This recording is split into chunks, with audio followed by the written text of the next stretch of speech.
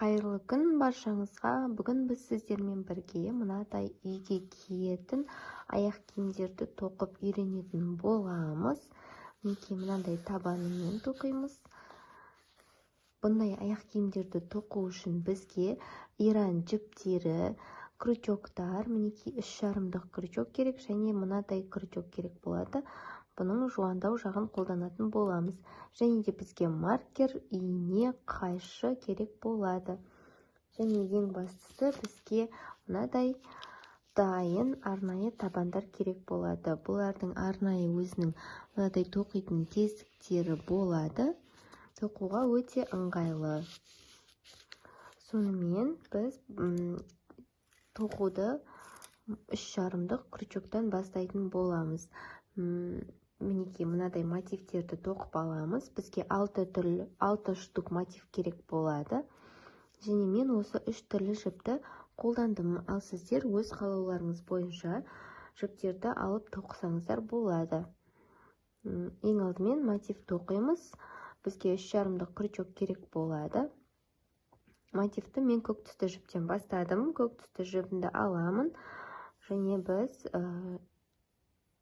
кольцодан бастаймыз. Мінекей кольцо аламыз. Осы кольцоның ішіне тоқитын боламыз.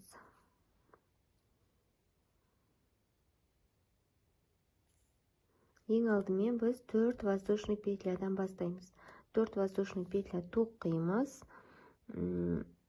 Осы кольцоның ішіне енді 17 столбик с 2 накидами тоқимыз. 2 накид аламыз. Кіргізіп 1, 2, 3 рет тоқимыз. Мінекей 2 накид аламыз. Кольцоның ішіне тоқимыз. Бізге жалпы кольцоның ішіне 18 столбик керек болады. Мынау 4 воздушный петля біздің бірінші столбик болып есептеледі де, ары қарай біз 17 столбик с 2 накидами тоқып шығамыз.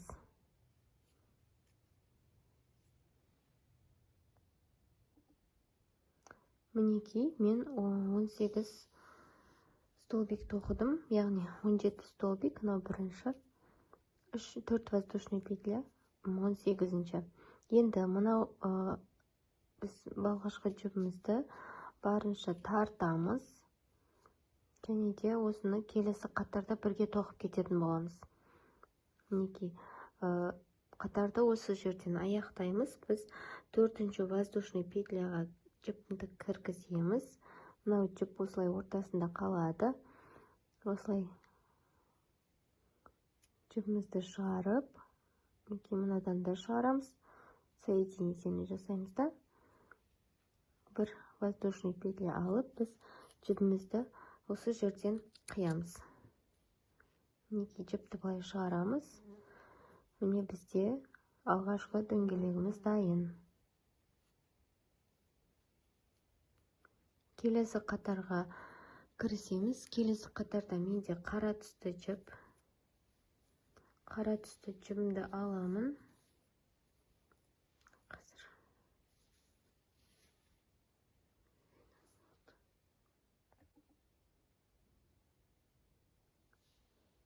Қара түсті жібімізді аламыз.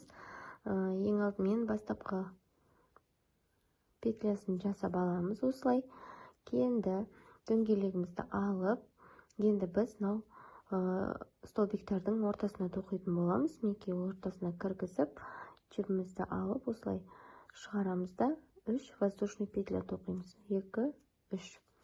Енді мынау жіптің ұшын бірге тоқып кететін боламыз. Сол кезде бізде ешқандай артық жіп шығып тұрмайтын болады. Енді накид аламыз. Тура сол бастаған тесікке осылай кіргізіп, жібімізді осылай шығарып аламыз.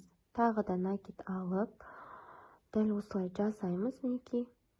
Енді осы крючоктың үстінде тұрған барлығынан осылай жібімізді өткізіп алатын боламыз. Мінекей. Барлығынан өткіздік. Енді бір воздушный петля аламыз. Келесі столбиктердің арасына тоқитын боламыз. Жібімізді біріншісін шығарамыз. екіншісін тағы да дәл солай шығарамыз. Үшіншісін де солай шығарып, мінекей, енді барлығынан осылай өткіземіз.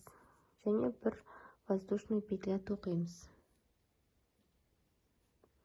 Дәл осылай барлық столбиктердің арасына осылай тоқып шығамыз. Бізде жалпы саны 18 болу керек. Осындай топ деп атаймыз ба? Арасына бір воздушный петлядан тоқып отырамыз, айналдырып тоқып шығамыз. Мінекей 18 тоқып шықтым. Қатарды аяқтаймыз. Үшінші воздушный петляға жібімізді кіргізіп, соединительный столбик тоқимыз. Бір воздушный алып, жібімізді осы жерден қиямыз. Және осылай шығарып аламыз. Мінекей бізде дөңгелек пайда болды. Енді келесі қатарды мен ақ түсті жіппен тоқыдым. Ақ түсті жібімді аламын.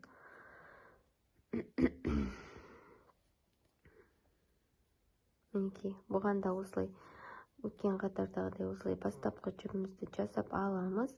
Және де осылардың арасынан бір жерінен бастайсыздар. Мінекей, жібімізді шығарып 3 воздушный петля аламыз. Мына жіпті де осылай бірге тоқып кететін боламыз. Сонда бізде артында да ешқандай шығып тұрған жіптер болмайды. Мына жіпті бірге тоқып кетеміз, және де мына жіпті де айналдырып тоқыған кезде қосып тоқып кететін боламыз. Енді тоқимыз, накид аламыз. Осы екі топтың ортасына тоқитын боламыз.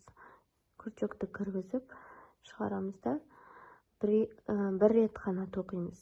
Және тағы да крючокты алып осылай кіргіземіз де тағы да бір рет тоқимыз. Және біздің крючогымызда 3 жіп. Осы 3 жіпті осылай бірге тоқитын боламыз. 2 воздушный петля аламыз да келесі тесікке өтеміз. Келесі тесікте де дәл солай жібімізді алып бір рет тоқимыз. Келесін осылай бір рет тоқимыз. Тағы да 3 рет аламыз.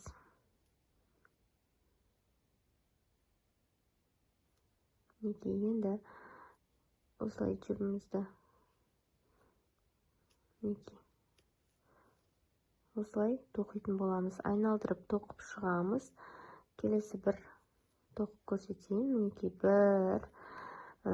бір рет аламыз. Тағы да кіргізіп біреуін ғана тоқимыз. Тағы да кіргізіп осылай біреуін ғана тоқимыз. 3 столбик есебі болады да барлығын жоғарғы жағын бірге тоқимыз. Және 2 воздушный петля аламыз. Дәл осылай қатардың аяғына дейін өзіміз тоқып шығамыз. Мінекей қатарымызды аяқтадық.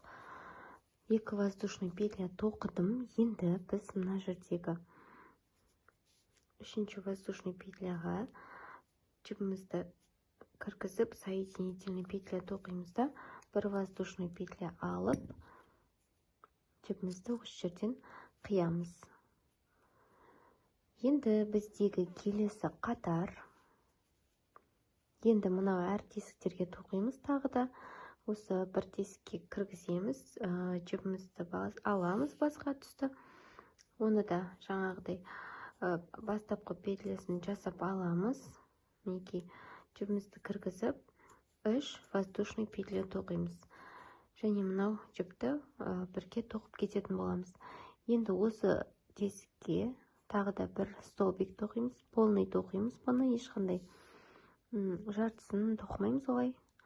Енді келесі тесігімізге ешқандай воздушный петля алмаймыз. Мына жерден бір столбик тоқимыз да бірден келесі тесікке өтеміз. Келесі тесікке біз 5 столбик с накидом тоқимыз. Әр столбикті толық тоқимыз. Мінекей осылай 3-шісін тоқимыз.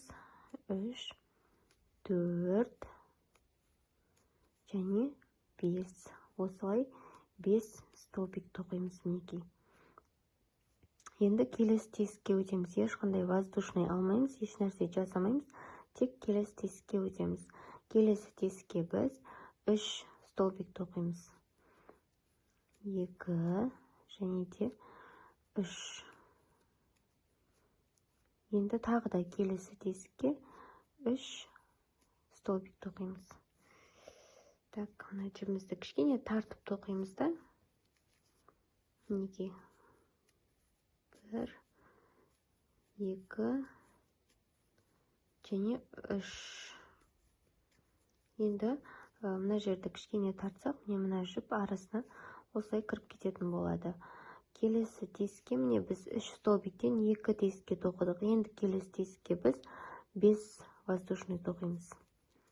1, 2, 3,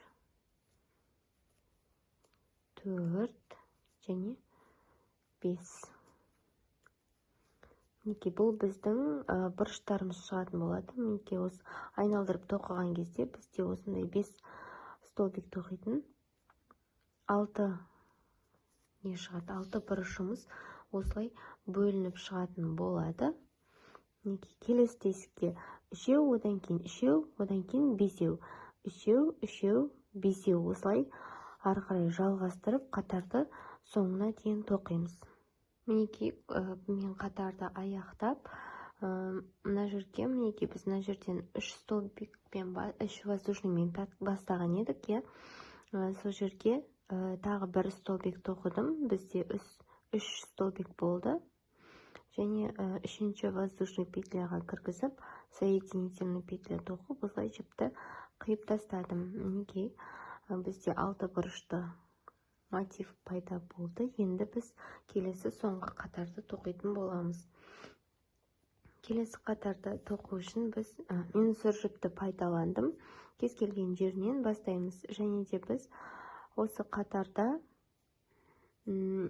әр столбиктің үстінен 1 столбик тоқып отыратын боламыз. 3 воздушный петля тоқимыз. Жібімізді осылай бірге тоқып отырамыз. Әр столбиктің үстінен осылай 1 столбик тоқимыз. Мінекей.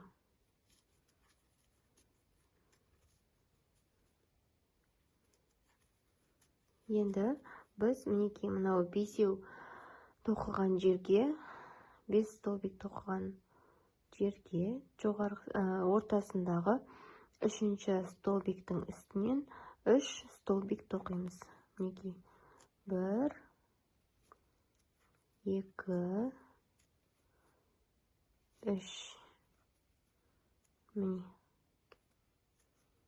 3 столбик тоқимыз. Әрі қарай әр столбикке 1 столбиктен тоқимыз. Және келесі мінекей 5 столбиктің 3-шісіне тағы да 3 столбик тоқимыз. Дәл осылай тоқып, қатарды аяқтайтын боламыз. Мінекей, қатарды аяқтадық. 3-ші воздушный петляға кіргізіп, жібіміз соединительный тоқимыз да.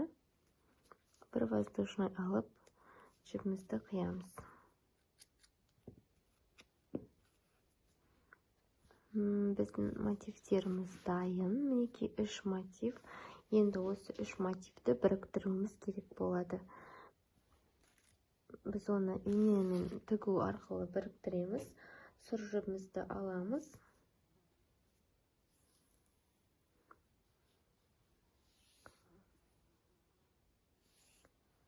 Осы инеден өткізіп,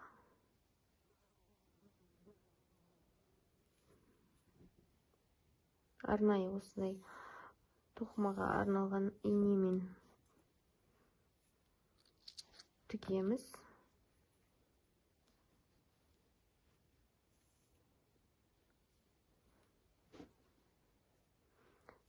Мінекей, біз енді мынау бұрышпен мынау бұрышты осылай біріктіріп тігетін боламыз. Мынау бұрыштағы 3 столбик тоқыған жердің ортасындағы столбикке кіргіземіз де, келесі мотивтегі дәл солай 3 столбиктің 3-шісіне осылай кіргіземіз. қасындағы столбикті осылай мынау екі өрімді былай көтеріп тігетін боламыз. Оны екі өрімнің астынан осылай кіргізіп тігеміз.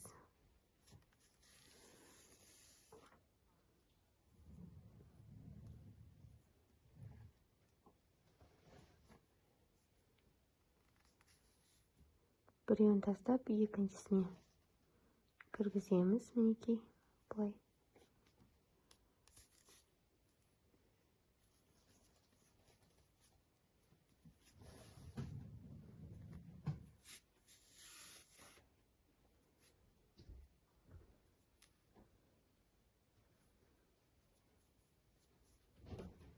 Міне,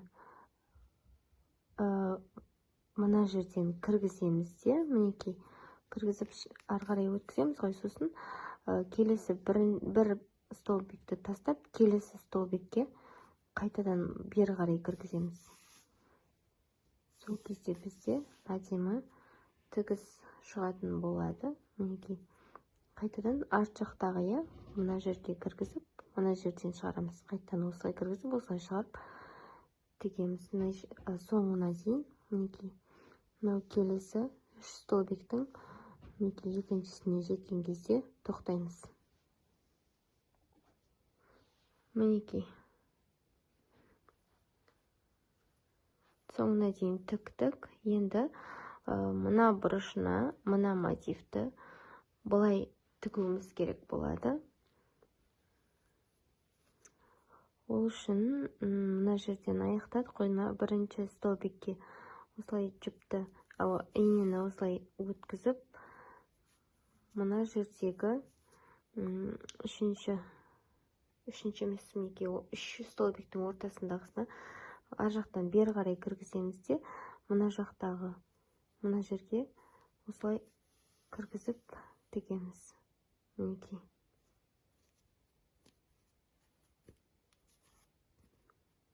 Осылай тігеміз, және де мына жерден қайтадан кіргізіп, мінекей, мынау кіргізгеннің келесісінен осылай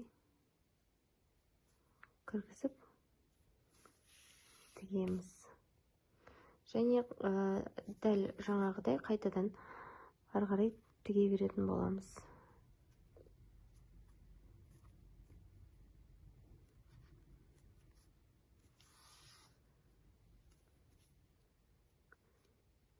Мына жерінен кіргізіп, біреуін тастап, екіншісінен бері қарай кіргіземіз. Міне. Енді қайтадан мына жерден шықса, жіп, арт жақтағынан біріншісінен кіргіземіз де, біреуін тастап, келесісінен артқа қарай тоқимыз. Мінекей, былай қарай. Міне. Осылай әдемілеп аяғына дейін тігіп шығасыздар. Мінекей, аяғына дейін тігіп шықтық. Енді осы жерден бір қайтара осылай тігіп аламыз да, жібімізді қиямыз. Кішкене ұшын ұзындау етіп қия береміз да, осылай қиямыз. Мінекей, бізде осындай пайда болды. Енді келесі біз мынау бөлікпен мынау бөлікті біріктіретін боламыз. Ол үшін былай бүктейміз де, мына жерді тігеміз. Мінекей. Иінемізді аламыз.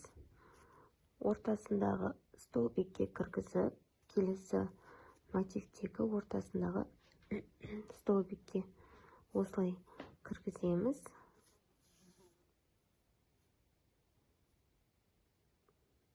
Бірінші бастаған кезде осылай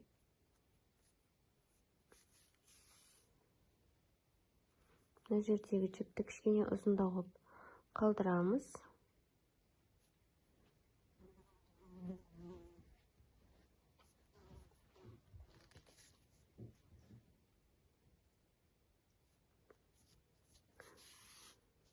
Осылай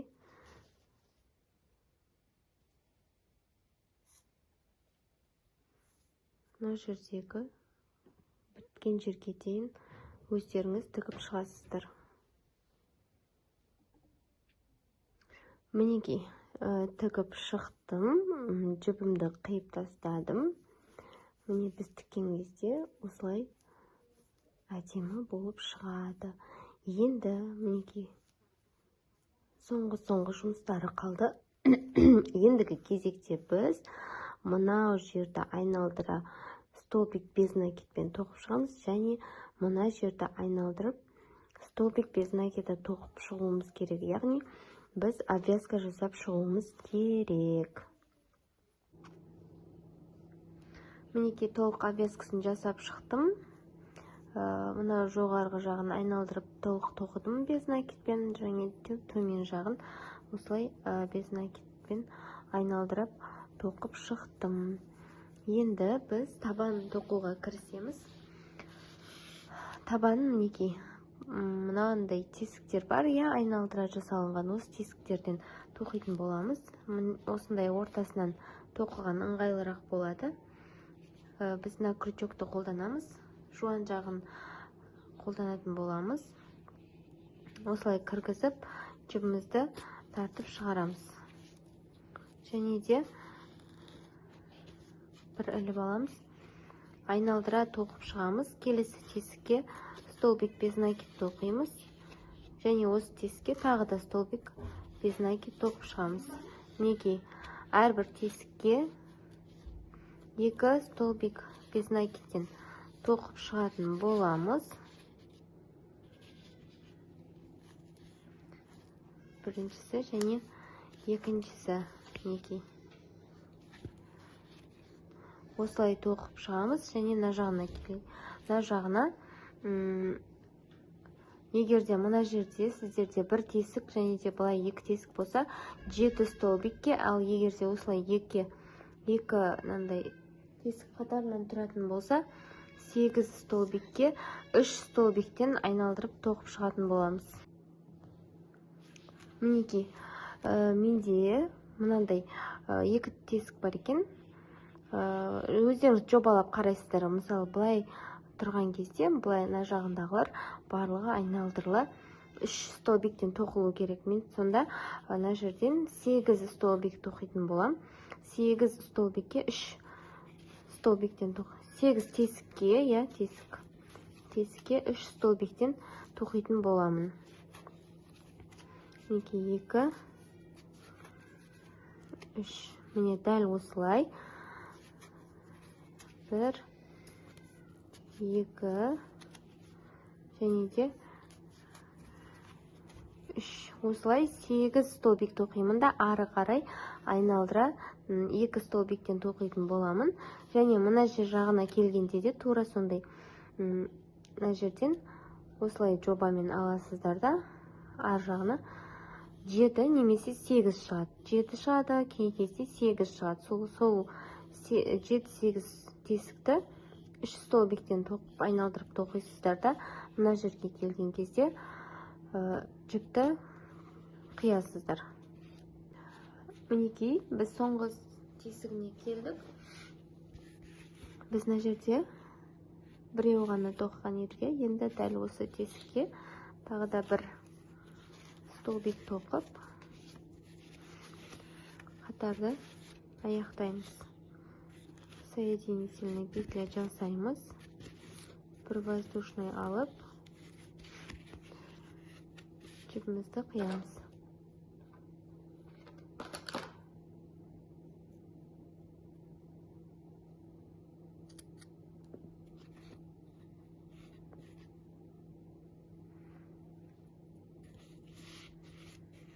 Мінекей, біз тоқып болдық. Мынау ішкі жағы, мынау сыртқы жағы. Енді мынау екеуін біріктіретін боламыз. Ең алдымен біз мынау жіпті жасырып аламыз.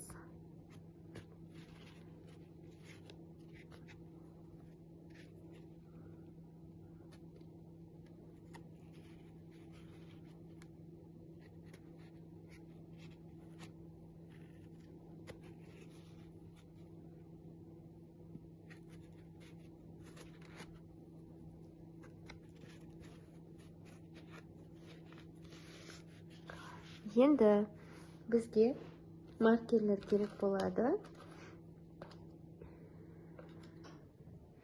Мынау табанның ортасына мынау тоқыған жоғарғы жағының ортасын мінекей бұлай маркермен белгілейміз. Ортасын тауып аламыз. Бізде 3-тіктен 7 болған, мінекей ортасындағы мына бір петляға белгілейміз де, мынаның ортасына осылай белгілеп шығамыз. Енді мына жағынан ортасын белгілеп біріктіреміз. Бізде 8 болған, ортасына кіргізіп, мына жердегі, міне біз мына жерге бұрышы келеді, сол үшеу тоқығанның ортасындағысына осылай біріктіреміз. Мінекей. Егерде мына жерінен біріктіргілеріміз келсе, осылай тағы да бір белгілеп шығуға болады. Енді біз инені пайдаланатын боламыз. Инеге жібімізді ұзындау етіп өткізіп аламыз.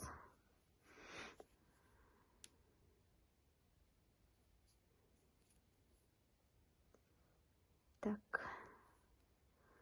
ұзындау етіп өткізіп аламыз да, осы инемен тігу арқылы біріктіретін боламыз.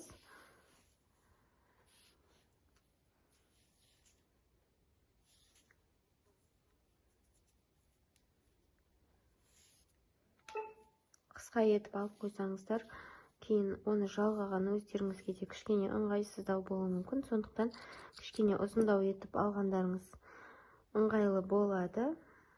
Және де біз мынау бұрышынан бастап тігетін боламыз. Мінекей белгіленген жерден бастап бұлай тігіп шығатын боламыз.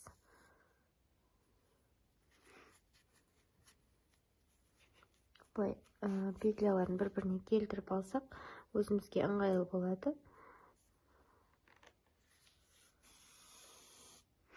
Осылай айналдыра тігіп шығатын боламыз.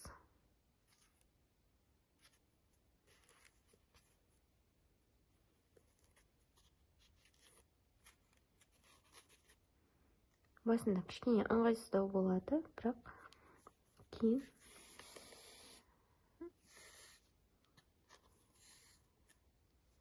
ыңғайлы болады. Дәл осылай айналдырып тігіп шығасыздар. Егер бірдей болмай қалуы мүмкін деп жатсаңыздар, мынау жоғарғы мен астыңғы петлялардың санын санап, соған қарай ыңғайластырып, артық жерін, кем жерін кішкене былай бір-біріне,